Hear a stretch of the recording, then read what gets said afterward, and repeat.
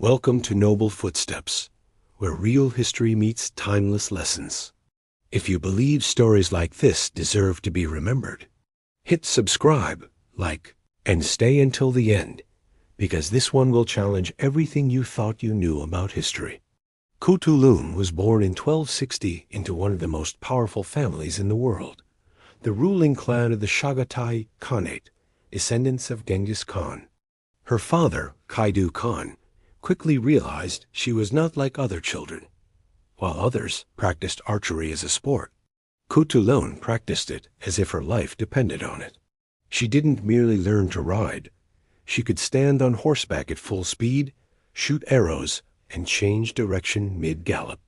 She trained with the elite, wrestlers, riders, strategists, and warriors.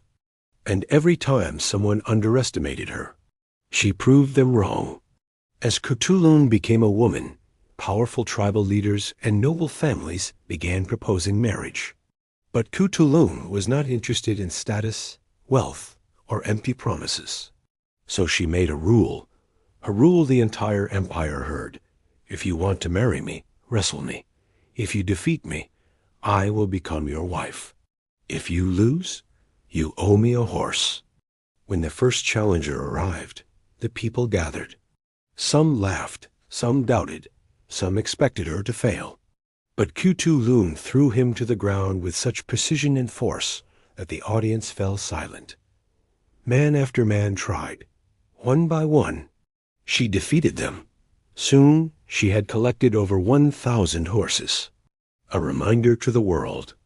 Strength is not defined by gender, but by skill, discipline, and courage. Khutulun was not only a wrestler, she was a strategist and a warrior.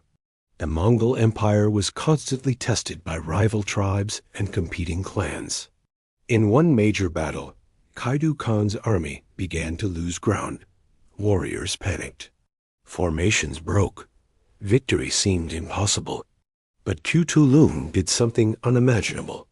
She charged forward alone, toward the enemy. She did not retreat. She did not hesitate.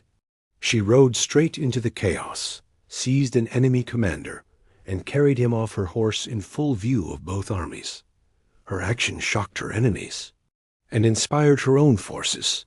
Morale shifted. Warriors who were retreating now shouted her name, and the army won. From that day forward, Khutulun was not just a princess. She was a trusted military commander. Her fame grew. Her strength intimidated rivals, especially male leaders who believed power belonged only to them. Rumors were spread, trying to shame her or force her into marriage. But Khutulun refused to bend. She remained loyal to her father, protected her people, and stayed independent until she decided differently. Eventually, she chose a husband, not through defeat or pressure, but by her own standard. Even in love, she remained undefeated. Khutulun's story spread across Asia and eventually into Europe. Some believe she inspired later fictional characters, such as Turandot, although the real Khutulun was far more disciplined, noble, and grounded in reality than any opera or myth.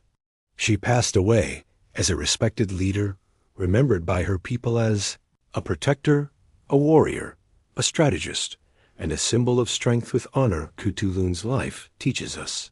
Strength is not defined by others, but by who you choose to become.